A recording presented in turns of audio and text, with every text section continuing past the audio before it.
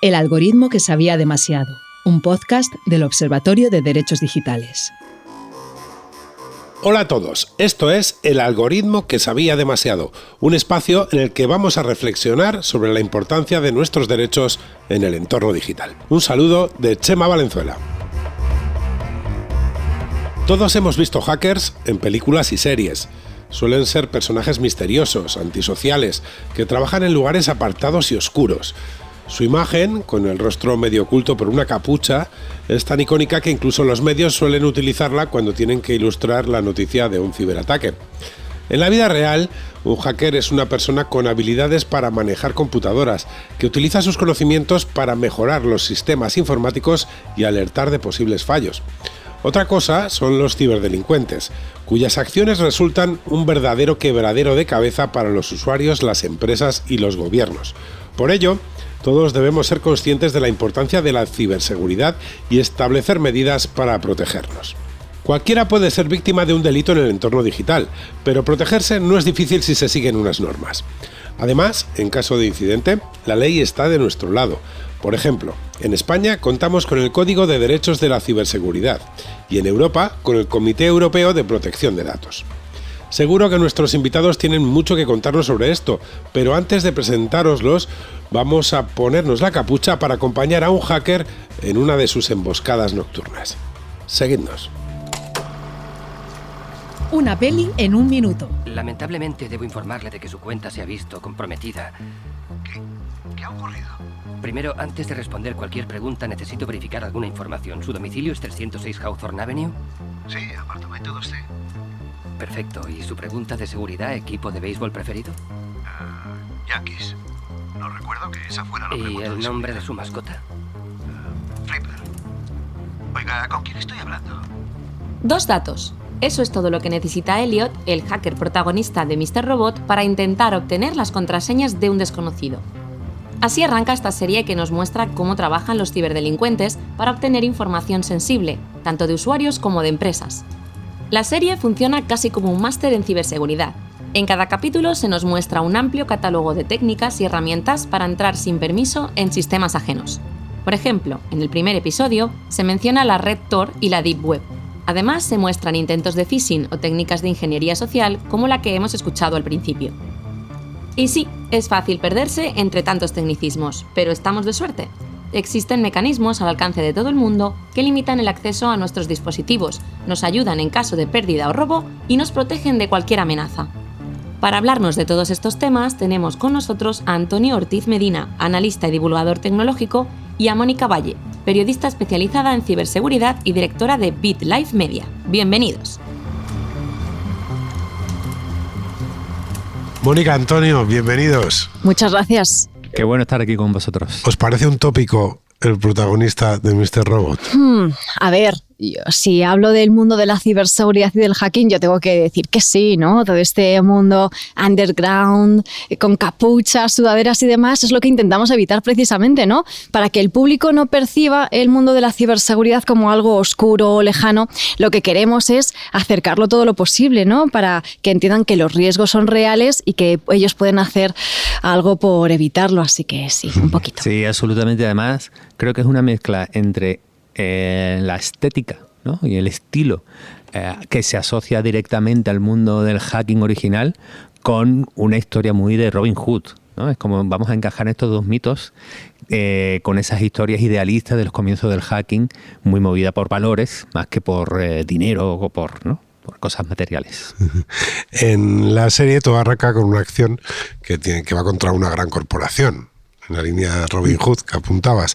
En la vida real nos afecta a todos, ¿no? ¿En qué consiste nuestro derecho? ¿Cómo podemos definir el derecho que tenemos a que no nos hackeen como ciudadanos, no más allá? Pues en mi opinión, derechos, leyes, normativas, ya hay muchas, ¿no? A nivel de usuario, a nivel de empresa para proteger a los usuarios, ¿no? Podemos mencionar, por ejemplo, el Reglamento General de Protección de Datos. No quiero hablar aquí de normas ni de leyes ni nada, pero sí que me gustaría apuntar... Se ha hablado muchísimo ya de normas y de leyes. Me lo puedo imaginar, Chema. Pero sí que para mí es muy importante, y lo he visto todos estos años, darle la relevancia que tiene el dato. Porque los usuarios a veces somos un poco inocentes, no le damos suficiente relevancia a lo que puede llegar a ser un simple dato. Decimos, nuestro nombre, bueno, nuestro DNI, bueno, nuestra dirección, nuestro teléfono. Muchos datos los vamos dando nosotros alegremente en redes sociales y pues favorecemos a veces esos ataques de ingeniería social. Pero otras veces son las empresas las que cuando tienen sus brechas de seguridad, sus brechas de datos, pues claro, al final esa información sale a la dark web, los ciberdelincuentes la utilizan para lanzar otros ataques, para manipularnos utilizando esos datos. Por eso me parece tan relevante que nosotros como usuarios seamos muy conscientes de la importancia que tienen esos datos y de velar por la seguridad de esos datos. Entonces es muy importante a nivel de derechos protegerlos y nosotros como usuarios decir, oye, son mis datos, cuídalos bien. Por eso las empresas que sí que gestionan bien los datos y que demuestran que han tenido las medidas de seguridad oportunas, si sufren algún tipo de brecha de seguridad, la normativa no les da tan fuerte, ¿no? La sanción no es tan grave. Sin embargo, sí que es muy grave cuando demuestran o se demuestra que no han puesto las medidas necesarias para protegerlos. Así que hay que velar por nuestros datos. Bueno, yo aquí diría dos cosas. Una es que tenemos que pensar en estos derechos digitales a la seguridad, cómo pensamos en los derechos a la seguridad que tenemos en el mundo analógico. Es que es muy obvio que yo tengo derecho a que no me hagan daño, a que no me roben la cartera, a que no me venga alguien y me intente estafar con un timo en medio de la calle. Lo tenemos todos asumido, es muy claro y tenemos una tradición antiquísima de historias que nos contamos a nosotros mismos, de normas que impulsamos y de exigencias a los políticos y a las organizaciones del orden público, ¿no? Entonces, en ese sentido hay una cosa muy clara. Todos nuestros derechos en analógico tienen que existir en digital. Pero hay una cosa muy interesante, que nuestro estar en digital y lo virtual genera nuevas situaciones muy positivas y de oportunidades, ¿no? De repente aquí estamos los tres charlando y vamos a llegar a miles y miles, ¿no?, de oyentes del podcast. Bueno, eso es, ¿no?, genera unas nuevas oportunidades, pero a la vez se generan otras nuevas ocasiones para quienes no nos miran con buenos ojos.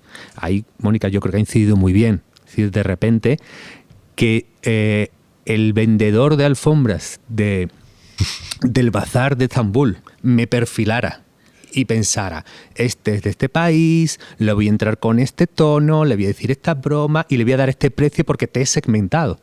En segundos. Claro, en segundos. Es mejor que Facebook a ese señor. Bueno, claro, esto en que pase en lo analógico como anécdota es hasta gracioso, ¿no? Mira lo que me pasó en Estambul, qué vivo era aquel tipo. Pero cuando se digitaliza, eso se amplifica a que una organización tiene esa posibilidad de segmentar y de hacerlo automáticamente a millones de personas a escala y de repente que me suban los precios de cosas según los datos que me dejaron a algún lado, de repente en mi ciclo vital, tanto individual como socialmente, puede ser una situación diferente. Entonces tenemos que velar por todo eso que está pasando hoy en digital, con los derechos de lo analógico y además abordando las nuevas situaciones que se dan. Igual que en el mundo físico, como decías, yo noto cuando me roban la cartera y tengo identificado a ese tipo de criminal, volviendo a la primera pregunta, en el mundo digital tendemos a ver a ese chico aislado con capucha. ¿Quién hay realmente detrás? O sea, ¿qué perfiles tenemos realmente de criminales digitales que nos pueden poner en peligro? Quitémosles la capucha. Vale, pues podemos distinguir dos tipos. Básicamente están, por un lado, los ciberdelincuentes que actúan por su cuenta, ¿no?, que pueden tener más o menos habilidades técnicas. Y por otro lado, tenemos a las grandes corporaciones del cibercrimen, que no nos damos cuenta, o sí, pero es un mercado que genera muchísimo dinero. Se ponen muchos ejemplos, pero realmente es difícil cuantificar cuánto dinero están obteniendo los ciberdelincuentes, ¿no? Y estamos hablando de organizaciones, y las llamamos así porque son organizaciones criminales que tienen hasta sus departamentos de recursos humanos. Es decir, yo te lanzo un ataque, Chema, por ejemplo, de tipo ransomware, ¿no?, que cifra tus datos y te pide un secuestro. Es decir, quiero que me pagues X dinero a cambio de devolverte la clave de descifrado para que puedas volver a usar tus propios datos o tu propio dispositivo. Pero tú tienes dudas, tú no sabes cómo hacerlo, no sabes usar una cartera de Bitcoin, no lo has hecho en tu vida, no tienes ni idea de criptomonedas. Mira, no te preocupes porque te voy a dar mi contacto de servicio de atención al cliente para ayudarte a hacerlo y así me puedas pagar el rescate. Esto no es ciencia ficción, no me lo estoy inventando, es que esto se da. Son organizaciones que tienen mucho dinero, muchos recursos técnicos y cuando digo recursos también es mucho dinero. Entonces es difícil, es una lucha muy desigual, las fuerzas y cuerpos de seguridad lo tienen complicado porque aunque tienen muchísimo conocimiento, es difícil, ¿no? Porque además del dinero tienen otras características, el anonimato, etcétera, ¿no? Y luego están los ciberdelincuentes o cibercriminales que también trabajan creando herramientas de uso muy sencillo para que cualquier persona pueda lanzar ciberataques de una manera, pues como utilizas una aplicación o el móvil, muy sencilla. Entonces están una tercera parte de ciberdelincuentes, también podríamos decir, que utilizan esas herramientas, esos toolkits que permiten lanzar ataques, por ejemplo, un phishing o también un ransomware con cero conocimientos informáticos. Sí que necesitas los datos, por ejemplo, una base de datos de emails o de números de teléfono a donde lanzar el primer cebo y a ver quién cae. Ataques masivos. Al final esto permite escalabilidad, ¿no? Como sucede en otros negocios en lo digital. Claro, fíjate que yo creo que esto es clave lo que ha dicho Mónica. Es decir, por un lado, son ataques que suceden en remoto, no son criminales que estén ahí en Albacete, están en países cuya legislación y cuya regulación de este tipo de mecanismos es más laxa que en Occidente o que en España directamente, ¿no? Y la otra parte interesante es la automatización. Es decir, la escala viene por la vía de que, a no ser que seas un CEO millonario, es mucho más inusual que el ataque sea específico contra ti. Porque, digamos, ahí la rentabilidad de un ataque personalizado en el que se gasta mucho tiempo humano estudiando y analizándote, solo tiene sentido si el retorno es muy grande.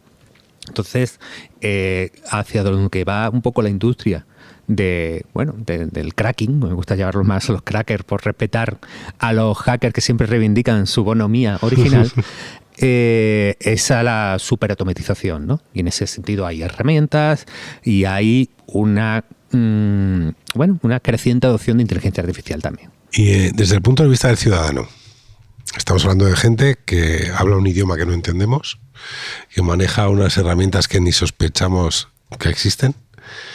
¿Basta con el antivirus? Porque al final es el único escudo que tenemos. El antivirus es que, claro, la palabra como tal ya se ha quedado un poco anticuada, ¿no? Ahora los fabricantes de seguridad pues hablan de soluciones anti-malware y de otro tipo de soluciones a nivel de empresa ya, ni os cuento, ¿no? Todo lo que hay auténticas maravillas. La verdad que la tecnología es impresionante. Pero nosotros como usuarios nos podemos apoyar y debemos apoyarnos en la tecnología, incluso en el dispositivo móvil, instalar soluciones anti-malware o de seguridad. Pero la primera barrera va a estar en nuestra mente, en nuestra percepción, porque por donde entran al final es intentando engañarnos, manipularnos, la ya tan famosa ingeniería social que no es más que eso, un engaño, una manipulación. Y lo consiguen primero con pequeñas piezas de información. Necesitan o nuestro teléfono móvil, nuestro número o nuestro email, y luego si tienen alguna otra pieza de información, por eso decía al principio la importancia de los datos, de cuidarlos, ¿no? Porque ya con que sepan tu nombre, Chema, pues ya pueden acceder a ti mucho más fácilmente. Si recibes una llamada que dice ser de tu banco, te llaman por tu nombre, si además saben de qué banco eres cliente, si además tienen cualquier otra información como una fecha de nacimiento, cualquier otra cosa, vas a creerte esa llamada de estafa. Es casi imposible porque además utilizan otras técnicas, ¿no? La urgencia, la prisa, la manipulación mediante datos sensibles. Oye, mira, esto tiene que ser ahora y si no lo haces, mira, es que hay unas transferencias que están ocurriendo ahora mismo. ¿Tú has estado en Chipre ayer? ¿A que no? Pues hay unas... Así que debemos, como humanos, saber cuáles son nuestras vulnerabilidades, ¿no? Porque nuestra mente siempre intenta jugarnos malas pasadas en esos momentos y tendemos a hacer clic o decir que sí a todo. Así que hay que pararse, hay que ser desconfiado y siempre ir por otra vía. Es decir, si nos llaman por teléfono diciendo ser del banco o lo que sea, es mejor colgar y llamar nosotros mismos. Si nos envían un SMS, llamamos. Si nos envían un email, respondemos, pero al que vemos en la página web oficial. Es decir, tenemos que verificar y eso solamente lo puede hacer en este caso y por ahora, hasta que la inteligencia artificial evolucione un poco más, un humano. Uh-huh. Fíjate que es curioso porque estaba escuchándola y digo, es que es verdad, nos falta calle digital. Sí. Nos falta calle digital, un contrasentido, ¿no? Pero claro, tenemos que desarrollar toda esta cultura. Hemos tenido miles de años para pensar en la seguridad analógica, pero todo esto de lo digital, primero porque lo hemos abrazado con cierta ingenuidad y tecnooptimismo, ¿no? De que todos los mensajes alrededor de Internet han sido muy positivos.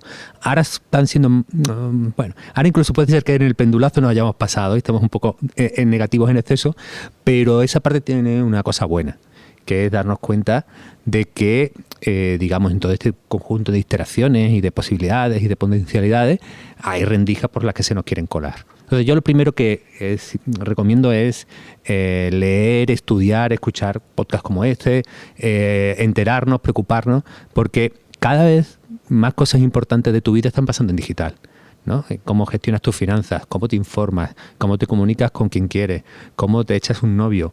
Es decir, cada vez más parte de la vida tiene un porcentaje digital, y enterarte de cómo funciona ese mundo, cuáles son las reglas, cuáles son las oportunidades, ¿no? El generar un conocimiento propio y crítico sobre el funcionamiento digital es virtuoso. Y además me gusta mucho porque también de una manera interesada, los bancos, todas las organizaciones con las que nos relacionamos cada vez más nos educan, ¿no? Nos enseñan, ¿no? Te llega ese mensaje, nunca te vamos a llamar diciéndote no sé qué, no sé cuánto. Si recibes un SMS, desconfía porque tal. Creo que gota a gota el discurso de que estemos más alerta está llegando y por ahí tenemos que avanzar. O sea, ¿creéis que de verdad la gente cada vez se da más cuenta de esto? Porque da la sensación también de que los malos corren más rápido que los buenos. Y cuando hemos asumido ya que hay un tipo de estafa o timo que ya no caemos, de los bancos, por ejemplo, está muy bien divulgado por los propios bancos y cada vez que hay menos gente, empiezan a aparecer otros. Ahora, el de las ofertas, estas páginas fake que aparecen de ofertas en las que todo es muy barato, todo el mundo entra, pum, y son pequeños timos que al final nos adelantan. O sea, el ciudadano no sabe cuál es el próximo. Es muy difícil estar al día de todo esto, ¿no? Bueno, absolutamente. Es decir, yo creo que hay una carrera armamentística, casi podríamos llamarlo así, ¿no? Entre la gente que trabaja en pro de la seguridad y los que intentan craquearla o saltársela. Y claro, es que a mí todos estos debates siempre me generan mucho dilema. Porque tengamos el ejemplo que tú has dicho, ¿no? Que es el de las tiendas un poco conocidas. Claro, en las tiendas poco conocidas puede colarse alguien malévolo que realmente luego no nos envíe el artículo. O te envíe el que no es, pero ya te ha cobrado. Sí, casuísticas de ese tipo, ¿no? Pero también están todas las pymes que empiezan desde cero y van a crear una tienda y todavía tienen poca marca. ¿Cómo yo como consumidor puedo relacionarme con este mundo? Bueno, hay una vía que dice, no, solo le compro a supermarcas súper conocidas y gigantes, pero mi estar en digital yo tampoco quiero que sea así. Yo creo que si hay una pyme que está luchando y está con una propuesta, puedes darle una oportunidad o, ¿no?, probarla también, ¿no? Me parece, va más conmigo. Entonces, creo que a veces lo mejor es aplicar cosas del mundo analógico. Es decir, ¿esto me lo tengo que creer o no? ¿Será cierto? ¿Será falso? Lo más inmediato es ver quién te lo dice. ¿Qué fiabilidad? ¿De qué lo conoces? ¿Quién es? Si ese elemento, yo creo que acorta los problemas de seguridad en digital como un 90%. Es que es cierto que, como decíais, ¿no?, hay muchos tipos de amenazas. Estabais poniendo el ejemplo, pues, de una página web fraudulenta que se hace pasar por otra, ¿no? Y entonces pues ves una oferta de un dispositivo que normalmente cuesta 1.000 euros y te lo venden a 300. ¡Ah, qué maravilla! Me lo voy a comprar. Claro, se suele decir que no debemos fiarnos. Si hay algo que es demasiado bueno para ser verdad, probablemente no lo sea. ¿Qué ocurre? Que pues tenemos muchas ganas a veces de dejarnos llevar, ¿no? Y precisamente pues estoy totalmente de acuerdo. Es que ¿por qué no vamos a comprar en el sitio web de una pyme o de cualquier empresa porque no la conozcamos, ¿no? Porque eso es lo bueno de Internet y de la digitalización, que nos permite llegar a pues sitios diferentes que no conocíamos, ¿no? No vamos a estar siempre en lo mismo. Entonces, lo que tenemos que hacer es ser desconfiados, pero verificar. Es decir, una cosa no es incompatible con la otra, ¿no? Somos desconfiados con algo demasiado bueno para ser verdad, pero si hay algo que nos interesa y que dudamos, verificamos. Otra cosa es que nos pongan en una situación límite, ¿no? Porque, pues, por ejemplo, tipo de estafa. Es que estabas diciendo, Chema, y es cierto, ¿no? cada vez hay una estafa nueva. Es que hoy estamos hablando de phishing y mañana será el vishing y al día siguiente es el smishing y encima les ponemos nombres rarísimos que no nos enteramos. ¿Y esto qué es? Pues vamos a centrarnos, en vez del nombre y el concepto y tal, vamos a centrarnos. Es que hay muchos tipos de estafas, mañana será una distinta y además van a utilizar inteligencia artificial y nos van a suplantar la cara y la voz y ya aquí a ver qué hacemos. Entonces, son pequeñas técnicas o pequeños cambios mentales, ¿no? De, vale, estoy en internet, aquí puede pasar cualquier cosa. Vale, recibo una llamada, al otro lado puede que no esté la persona que dice ser. Vale, recibo un WhatsApp, puede que no sea realmente de mi tío o mi primo o mi hijo en apuros cuando dicen, oye, mira, es que se me ha perdido el móvil, llámame a este y envíame un Bizum de tantos euros porque no estoy ahora mismo disponible, pero mándamelo igualmente. Es decir, todo es muy raro, ¿no? No caigamos en esa trampa y tengamos también, se dice ahora con el mundo de la inteligencia artificial, una contraseña familiar. Es decir, si te hacen una llamada y te dicen ser tu hijo, tu primo, tu padre y algo no te cuadra, oye, ¿te acuerdas de esa contraseña que hablamos? Sí, piña. Vale, ya sé que eres tú. Y si algo no cuadra, esa persona no es. Parece ciencia ficción, pero de nuevo, es que eso se está dando y es real. Llamadas fake mediante... Claro. Pero Mónica, yo cometí un error terrible con eso porque al principio me parece perfecto, pero claro, la de mi familia es... los molletes de Archidona son mejores que los de Antequera. Muy buena. Lo cual es un Inhackeable. facto. Es un facto, ¿no? Que se está publicitando poco, entonces aprovecho en este podcast para comentarlo. Pero, claro, yo cometí el error de contarlo en un podcast. Y luego pensé, claro, ya en otro. ¿Y si las guías del futuro se entrenan con este podcast? Y por lo tanto en mi contraseña están los datos de entrenamiento. Grave error. Entonces, es una contraseña que hay que cuidar y guardar muy dentro del entorno familiar. No puede salir fuera. Me parece fantástico. Muy buen consejo. Tal y como lo estamos hablando, me empiezo a imaginar esa gran empresa, porque al final podemos llamar casi que es una empresa. Absolutamente. Ilegítima, pero... Ilegítima, claro, como algo realmente potente, monstruoso en tamaño y que su financiación tiene que ser muy alta, porque al final necesitan un nivel de sofisticación para ir por delante de todo lo demás realmente espectacular. O sea, estamos hablando de un OpenAI en la sombra, intentando ir más rápido o intentando utilizarlo mejor, o ¿cómo lo visualizáis? Igual no es tanto como una gran empresa, sino muchas, ¿no? De distintos tamaños, pero es cierto que funcionan así y además, pues lamentablemente tienen mucho talento. Yo siempre lo pienso, ¿no? Si estas personas que se dedican al mal, al cibercrimen, al mundo oscuro, se dedicasen al bien, no ganarían tanto dinero. Claro. Eso es la realidad, pero es que estaríamos en un mundo increíble, ¿no? Los avances que podríamos tener a nivel tecnológico. Y esa es la cosa, ¿no? Claro. Que estamos hablando de... En el uso de la IA tienen un uso más adelantado del que podemos llevar todos los demás, tienen esa capacidad.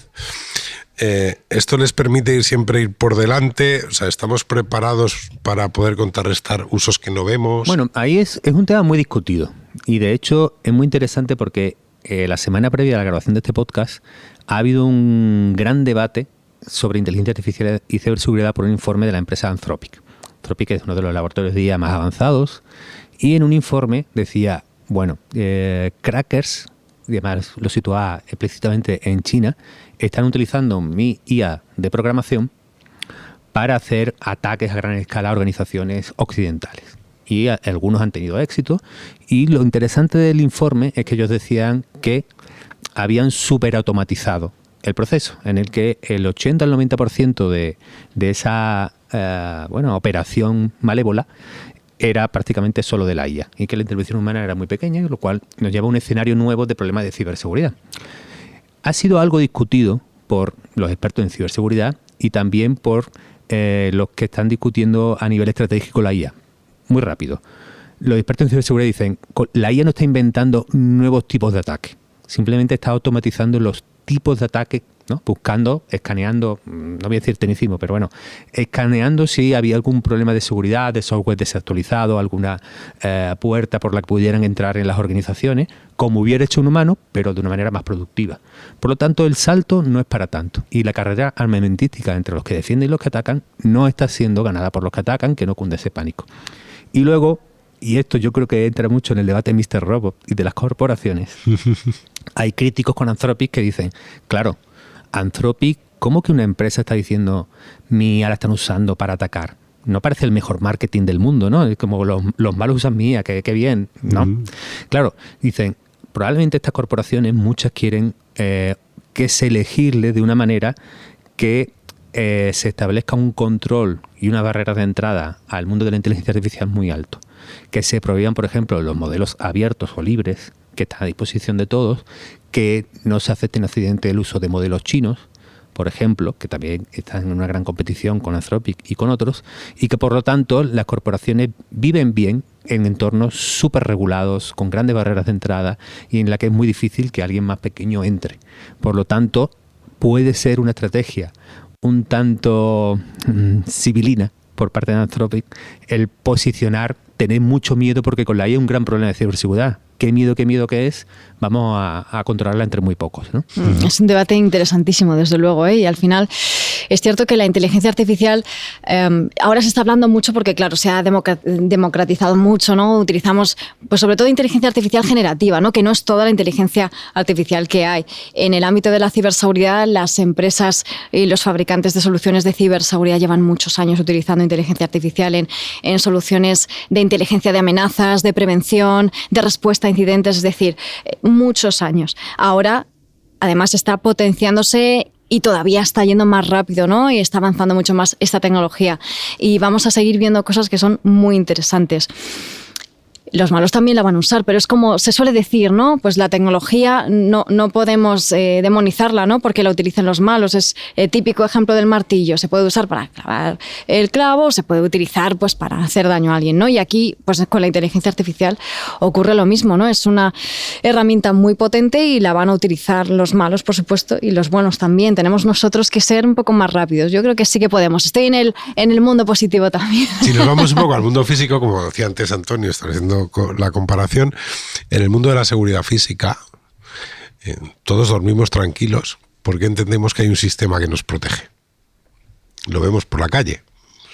Pasa el coche de policía, hay que se pone una alarma, que no, pero hay un sistema ya estructurado que todos entendemos. ¿Cómo aplicamos esto al mundo digital? El antivirus. Pero no todo el mundo entiende bien cómo protegerse, ¿no? Si le hablamos a un adolescente que se tira de cabeza a todo lo que hagan sus amigos, o le hablamos a una persona mayor que sinceramente no entiende qué le estamos explicando, ¿cuál sería el equivalente a eso, a esa tranquilidad que te va a ver pasar el coche de policía en un sitio que ves complicado? Qué buena pregunta. Sí, sí que lo es. Además, claro, es que tienes toda la razón, porque la seguridad física tiene mucho que ver con nuestra biología, por así decirlo, ¿no? Estamos programados de alguna manera para ver el peligro, ¿no? Estábamos cazando y veíamos un depredador y salíamos corriendo, ¿no? Sabíamos qué hacer porque lo vemos. Pero en el mundo digital tenemos una pantalla, estamos tecleando. ¿Eso qué es, no? Realmente lleva muy poco tiempo como para que hayamos evolucionado para entender que eso es una amenaza o que puede haber ahí una amenaza.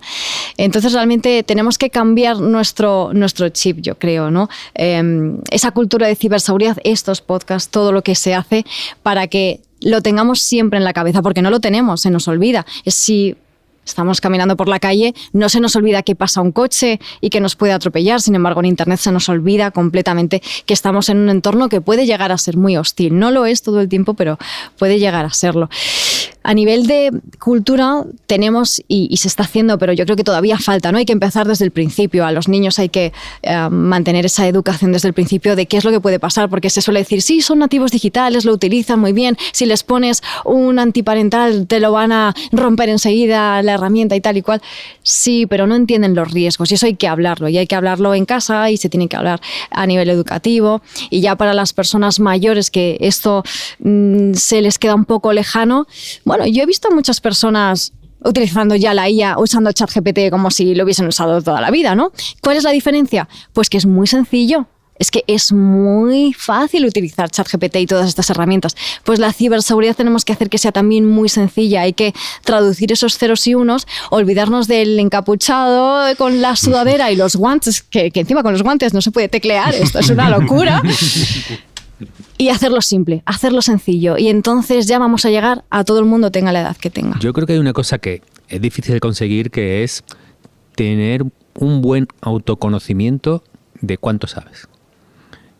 Es más difícil con los adolescentes, como tú has dicho, ¿no? Ellos el adolescente lo sabe todo, el que no sabe las cosas es su padre. Claro, no lo dudes. Mira, la única forma de llegar a adolescente es a través de su primo o hermano mayor o una figura que todavía tiene un halo y no el padre o la madre puretísimos que no sabéis nada del mundo actual, ¿no? Este es saber en que ese autoconocimiento de saber realmente dónde estás, creo que es un buen punto de partida. Si uno realmente se ve vulnerable en una sabana llena de depredadores y, bueno, digamos, tiene pocas destrezas en lo digital, búscate los entornos más protectores. Los entornos más protectores es: no me salgo de la tienda de aplicaciones de mi móvil, consulto con las personas de mi alrededor que tienen más conocimiento, y tengo una actitud extremadamente desconfiada.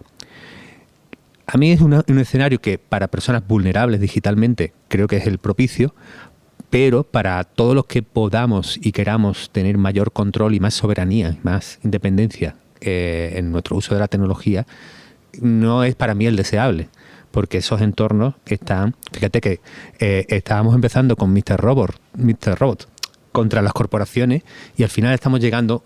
Qué bien que esta corporación me cuida y es la única que me da aplicaciones y ella me tutela y ella decide qué aplicaciones se pueden usar y cuáles no, y le quita, bueno, y coge dinero de todo el mundo para ser más megacorporación.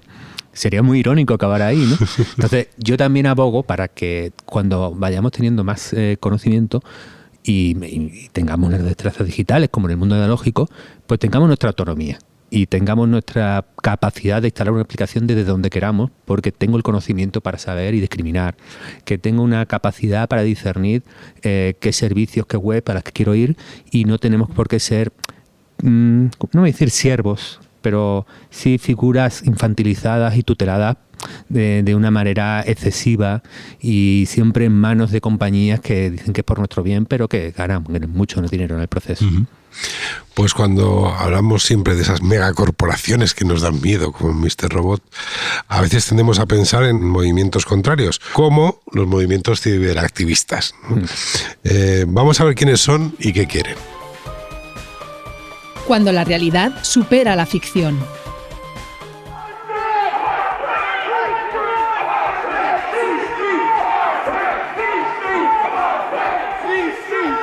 Esta manifestación, en la que muchas personas llevan la famosa máscara de Guy Fawkes, que aparece en la película V de Vendetta, ha sido organizada por un colectivo de activistas cibernéticos. Su nombre es de sobra conocido y seguro que muchos lo habréis adivinado ya. Efectivamente, se trata de Anonymous, el movimiento que protagoniza el documental Somos Legión, la historia de los hackers. Anonymous se comporta como una especie de guerrilla digital que actúa en defensa de la libertad de expresión e información. Entre sus acciones destacan los ataques cibernéticos contra grandes empresas, instituciones, agencias gubernamentales y gobiernos, todos ellos firmados por un colectivo que funciona como un enjambre sin líderes, por lo que es difícil depurar responsabilidades. En el documental se nos muestra, a través de testimonios de expertos y miembros del colectivo, cómo se aprovechan las brechas de ciberseguridad para ejercer la desobediencia civil en la era digital. Entre sus campañas más famosas se encuentran las que realizaron en contra de la Iglesia de la Cienciología o en defensa de Julian Assange, fundador de Wikileaks. Volvemos con nuestros invitados para hablar de este colectivo y descubrir más facetas relacionadas con la ciberseguridad.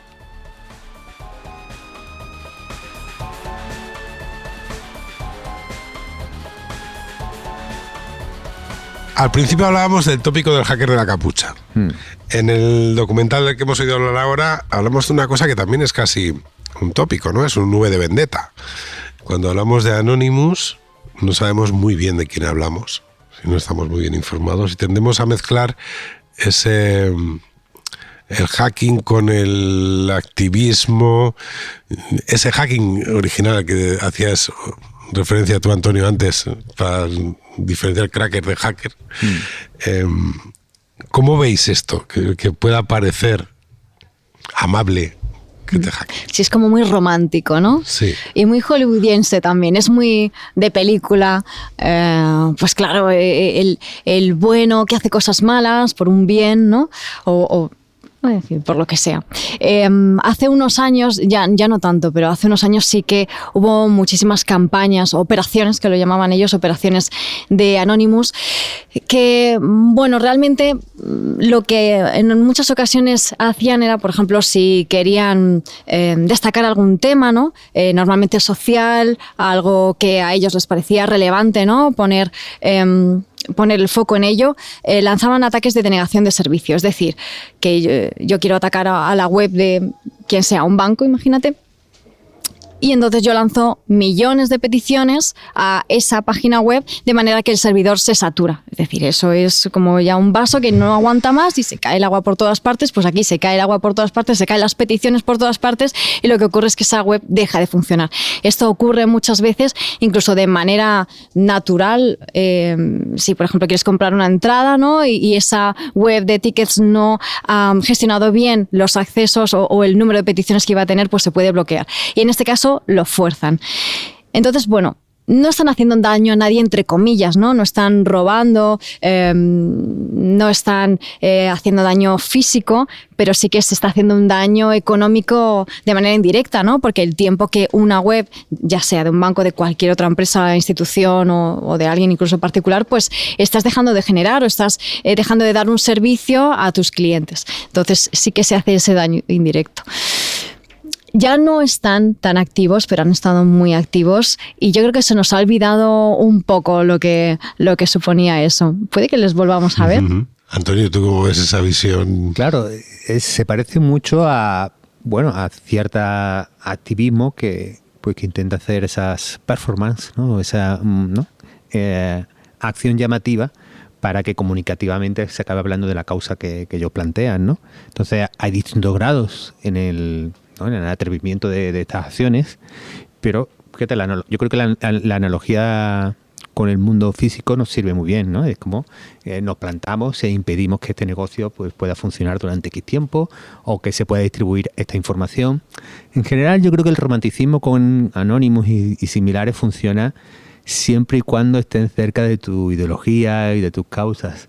Cuando, digamos, lo que plantean es la defensa de una causa en la que tú te sientes ajeno o estás en contra, empiezas a verlo con otros ojos muy distintos, ¿no? Y tú dices, bueno, ¿por qué esta gente, porque sepa más de ciberseguridad, puede condicionar más la opinión pública o puede perjudicar a este actor que la sociedad, en cuanto lo considera legal, lo considera legítimo? Pues entonces empiezas a decir, bueno, esto ya no es tan molón ni es tan guay, ¿no? Entonces, yo tampoco quiero ponerme en una posición ultra, ¿cómo decirlo? Ultra contraria, que pueda haber movilizaciones digitales y activismo digital, pero creo que en este tipo de acciones, que cuando ya se mete la ciberseguridad y los ataques, ¿no? Explícitos, es como la misma división de que el activismo o se encauza y acaba haciendo política y acaba formando parte del sistema, aunque lo quiera transformar, y ¿no? actúa de una manera que el sistema ve legítima y se encauza por ahí, o te mantienes antisistema y el sistema acaba reaccionando, ¿no? Entonces creo que es la dicotomía igual que tienen los movimientos sociales en el mundo analógico, ¿no? Y me das pie a abrir un melón bastante complejo. A ver si me explico. Estamos hablando todo el rato y estamos pensando todo el rato en hackers, lo típico, ¿no? Pues que adivinan nuestra contraseña y nos roban, por lo que sea, o nos estafan de algún modo directo. ¿Qué sucede cuando no es así? ¿Qué sucede cuando una acción coordinada digital, en la línea del activismo probablemente, lo que consigue es hackear las cabezas directamente de los usuarios? Modificar comportamientos en un sentido o en otro. En la política sucede, pero probablemente suceda en muchos más ámbitos, ¿no?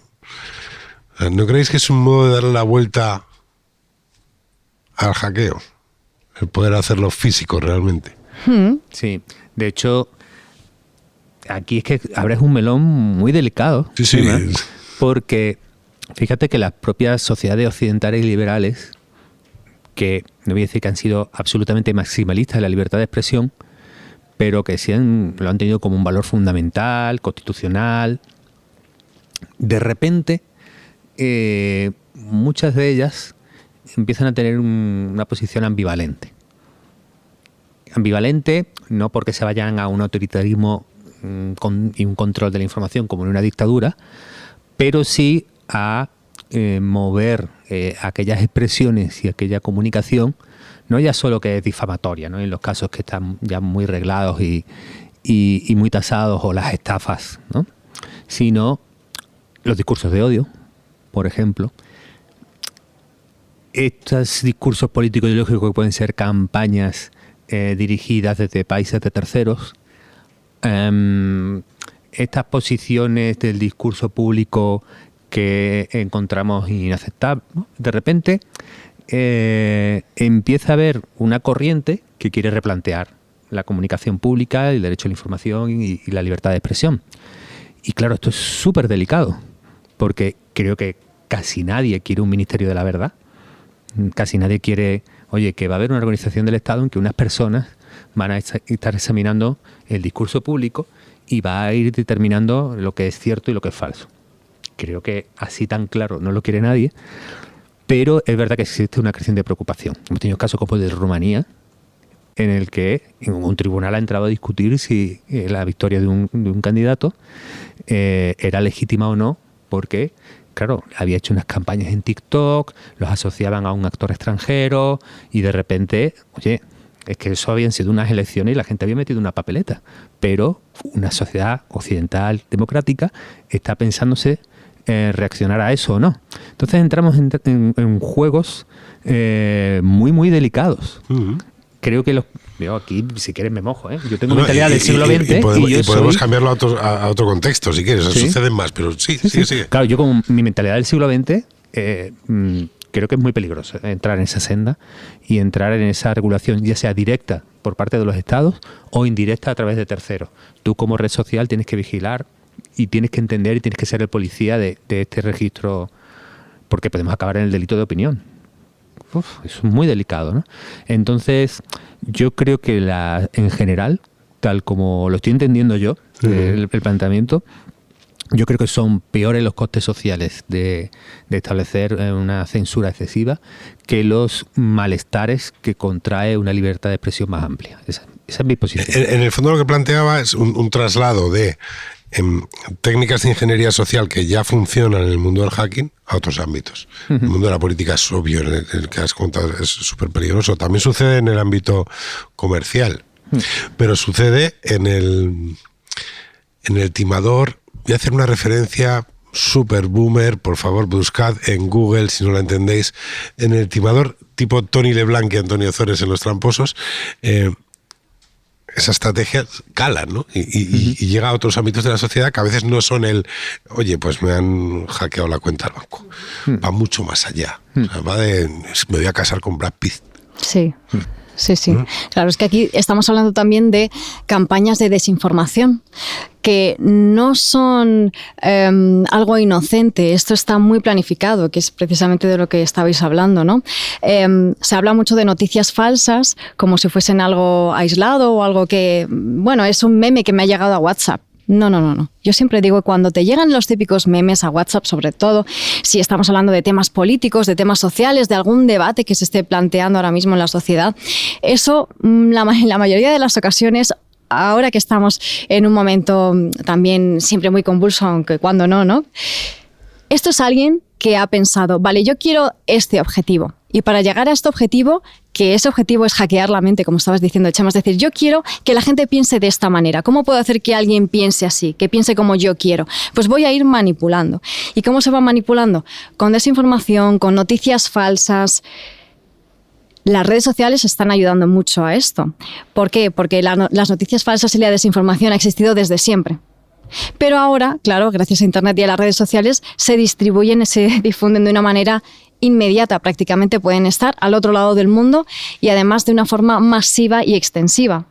Luchar contra esto es muy difícil. Ahí también entra de nuevo que nosotros como personas, como usuarios, como ciudadanos, tenemos que estar lo más formados posible para tener nuestra opinión y que no porque nos vayan llegando piezas y gotas de información constante que quieran llevarnos por un camino, caigamos en eso, ¿no? Tenemos que abrir los ojos y al igual que tenemos que tener la guardia alta para que cuando nos llaman por teléfono nos envían un phishing, no caigamos en la trampa y no demos nuestros datos o hagamos clic en ese enlace, que cuando nos vayan dando información que parece que nos están llevando a un sitio por el que a lo mejor no es el que estamos de acuerdo, que no nos dejemos llevar, ¿no? Que pensemos que eso existe. Al final todo consiste en aplicar más o menos el pensamiento crítico, ¿no? A todo. A que no nos roben y a que no nos lleven a otro tipo de huerto. Terry Pratchett que lo malo de tener una mente abierta es que todo el mundo quiere meterte cosas dentro de ella. Entonces hay que tener cuidado con eso. Absolutamente, sí. Pues vamos a quedar con ese consejo y unos cuantos consejos más que vamos a dar para que la gente se sienta más segura cada vez que encienda su portátil o su teléfono. Antonio, Mónica, muchísimas gracias por acompañarnos. Ay, Gracias a ti, gracias. a vosotros. El algoritmo que sabía demasiado, un podcast del Observatorio de Derechos Digitales. Y antes de marcharnos, recordamos algunos puntos importantes. Ten siempre bien actualizados tus dispositivos para resolver posibles fallos o vulnerabilidades y asegúrate de que tengan un programa antivirus. Configura el bloqueo de acceso de tu móvil mediante un PIN, huella digital, patrón o Configura el bloqueo de acceso de tu móvil mediante un PIN, huella digital, patrón o clave de seguridad. Utiliza contraseñas en Internet que sean largas y complejas. Procura no repetirlas. Solo descarga las aplicaciones en tiendas y webs oficiales. Mantente alerta ante correos y mensajes de remitentes desconocidos con enlaces o archivos para descargar, llamadas pidiendo tus datos personales o nuevos amigos virtuales. Muchas veces, el sentido común es la mejor herramienta para evitar posibles estafas o acoso. Y hasta aquí este episodio del Algoritmo que sabía demasiado, un podcast del Observatorio de Derechos Digitales impulsado por Fundación Hermes y Red.es y financiado por la Unión Europea. Si quieres disfrutar de más capítulos, síguenos en tu plataforma de podcast preferida. Nosotros nos vamos ya, pero antes vamos a escuchar un poco qué dice Elliot. A lo mejor no era tan fácil. ¿Cómo? Es demasiado mayor para tener una contraseña complicada. Tuvo que haber sido una combinación de esas cosas. Me olvido de algo, me olvido de algo, me olvido de algo. Hasta el próximo episodio.